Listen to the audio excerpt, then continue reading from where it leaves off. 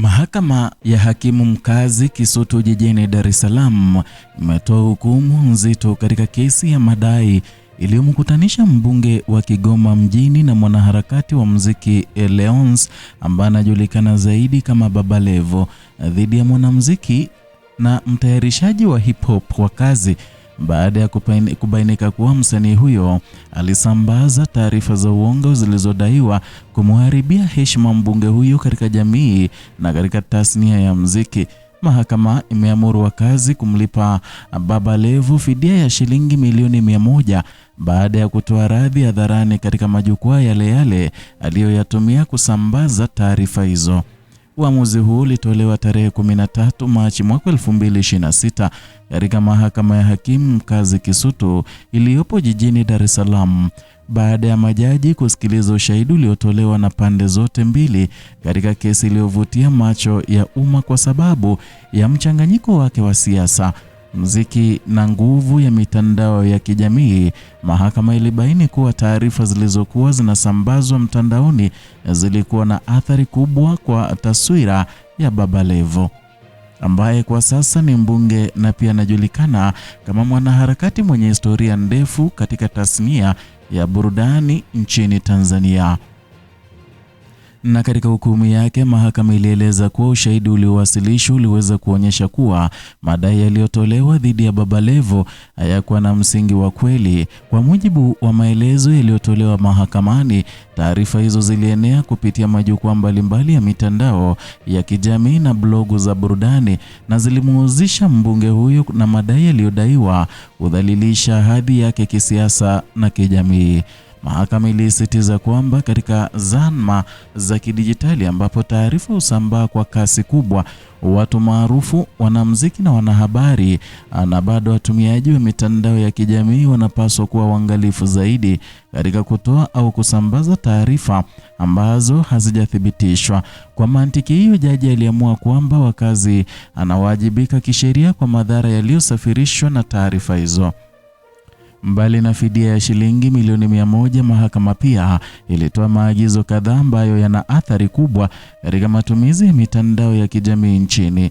Mshtakiwa ametakiwa kuondoa mara moja taarifa zote zilizotajwa kuwa za uongo katika majukwaa yote ya mtandao, ikiwemo tovuti, blogu, YouTube na akaunti za mitandao ya kijamii ambako taarifa hizo zilikuwa zimechapishwa au kusambazwa.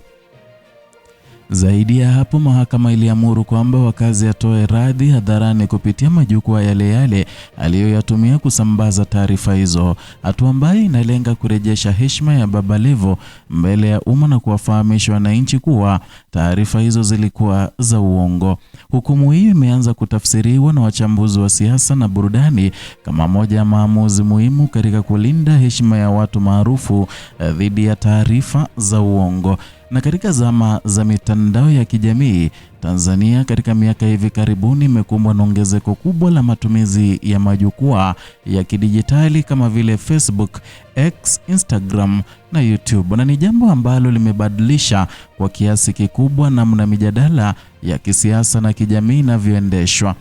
Kwa upande wa siasa, kesi hii imevutia mjadala mkubwa kwa sababu Baba Levo si tu mwanamuziki wa zamani bali pia ni mwanasiasa anayeonekana kuibuka kwa nguvu katika ulingo wa kisiasa kupitia chama tawala, Chama cha Mapinduzi. Na safari yake kutoka katika tasnia ya muziki hadi kuwa mbunge imekuwa moja ya hadithi zinazozungumziwa zaidi katika siasa za kizazi kipya nchini Tanzania. Kabla ya kuingia rasmi katika siasa, Baba Levo alikuwa mmoja wa wanaharakati waliotumia mitandao ya kijamii kuibua mjadala kuhusu tasnia ya muziki na masuala ya kijamii. Maarufu huu ulimpa mtaji mkubwa wa kisiasa uliomsaidia kupata nafasi katika siasa za kitaifa. Kupitia chama chake cha CCM, Baba Levo aliibuka kama mmoja wa vijana waliokuwa wakijaribu kuvutia kura za vijana katika maeneo ya mjini. Ushindani wake katika jimbo la Kigoma mjini uliashiria mabadiliko fulani katika siasa za eneo hilo ambalo kwa miaka mingi lilikuwa likihusishwa na upinzani. Kwa muda mrefu, siasa za Kigoma zimekuwa zikiongozwa na vyama vya upinzani, hasa Chama cha Demokrasia na Maendeleo maarufu kama Chadema.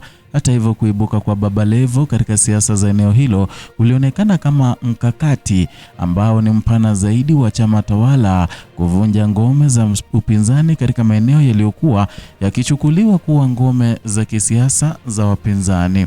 Ndiyo maana kesi hii imechukuliwa na baadhi ya wachambuzi kama swala linalovuka mipaka ya mgogoro wa tasnia ya muziki na vilevile kuingia moja kwa moja katika siasa. Kwa mtazamo huu, ushindi wa Baba Levo ambao ulifanyika mahakamani unaweza kuimarisha hadhi yake kisiasa na kumpa nguvu mpya katika harakati zake ndani ya CCM. Na katika mazingira ya kisiasa ya Tanzania, taswira ya kiongozi mbele ya umma ni jambo muhimu sana.